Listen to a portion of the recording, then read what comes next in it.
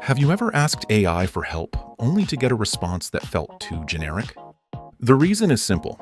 AI doesn't automatically know what's inside your files, whether it's documents, reports, presentations, or images.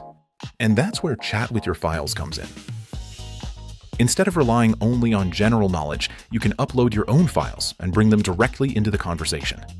This gives AI the context it needs to generate responses based on your information. Let me show you how it works. In this example, I'll upload a document containing sales closing phrases.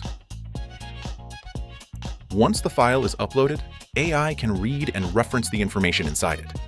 Now, instead of generating a generic answer, it can create content based on the information you've provided. For this example, I'll exclude web search so AI can focus entirely on the uploaded file. Wow, I'm really happy with how this turned out. Documents are only the beginning. You can upload images, presentations, reports, and many other file types to provide AI with the context it needs. The more relevant the context, the more relevant the results. Give AI the right context. Get the right results with Mandala AI.